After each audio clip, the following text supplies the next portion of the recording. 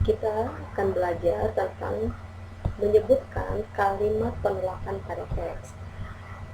Sebelumnya kita sudah belajar tentang kalimat ajakan, kemudian kalimat perintah.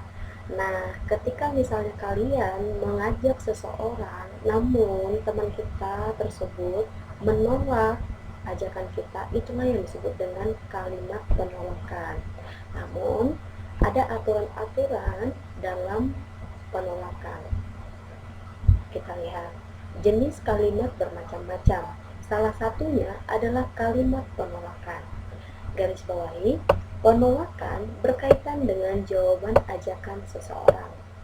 Kalimat penolakan ini yang perlu kita ketahui dan penting, hendaknya diucapkan dengan santun, dan ciri khasnya itu ada kata maaf atau tidak. Nah, lihat pada teks percakapan. Jadi, nanti sore kita belajar bersama di rumahmu ya. Maaf Jonas. Nah, ini ciri khas dari penolakan. Maaf Jonas, nanti sore aku ada acara dengan orang tua, jadi aku tidak bisa belajar bersama dulu. Baiklah, tidak apa-apa, Dedi. Nah, di sini kalian perlu ketahui, ketika kita menolak ajakan seseorang, ada baiknya kita jawab dengan santun juga. Maaf, aku tidak bisa, dan berikan alasannya kenapa kamu tidak bisa. Ini adalah contoh untuk percakapan. Lihat, Miss pakai nama Gladys dan juga Valen. Valen, ayo kita makan siang bersama di kantin. Ini adalah kalimat ajakan yang diucapkan oleh Gladys kepada Valen. Kenapa disebut kalimat ajakan? Karena ada kata ayo. Kemudian Valen mengatakan, maaf Gladys, ada kata maaf. Itu artinya Valen menolak. Aku tidak bisa karena aku lupa membawa bekal. Nah, jadi lihat, karena aku lupa membawa bekal itu merupakan alasan kenapa Valen menolak ajakan Gladys. Kalau kita menjawabnya dengan santun, tentu orang lain yang mengajak kita tidak akan merasa kesal ataupun marah dengan jawaban penolakan kita. Kalau misalnya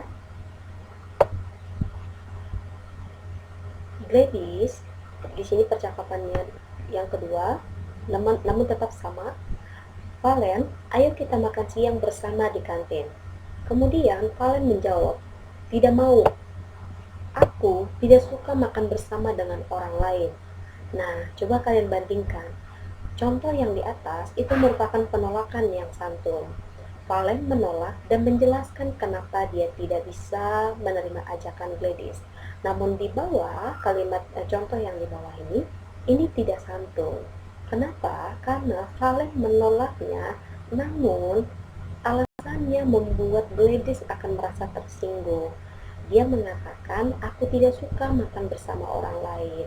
Nah, jadi lihat, walaupun ke sesama teman ataupun ke orang lain atau siapapun yang mengajak kita, jika memang kita ingin menolaklah dengan kalimat yang santun, gunakan kalimat yang baik supaya orang yang mengajak kita tidak merasa tersinggung atau kecewa bahkan marah dengan penolakan kita.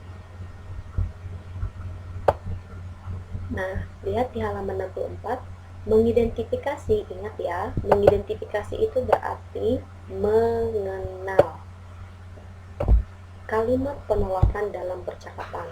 Kamu sudah mengetahui contoh kalimat penolakan. Penolakan juga sering diucapkan dalam percakapan sehari-hari. Nah, perlu digarisbawahi, penolakan yang baik dapat menjaga kerukunan. Sikap yang tidak rukun akan menimbulkan pertentangan dan perselisihan. Kata lain dari perselisihan ini, permusuhan, pertengkaran. Jadi kalau kita menolak dengan tidak baik atau tidak sopan, bahkan tidak baik, itu akan membuat orang lain merasa tidak suka dengan kita, sehingga menyebabkan pertengkaran dan juga permusuhan. Jadi kita harus belajar menolak dengan baik dan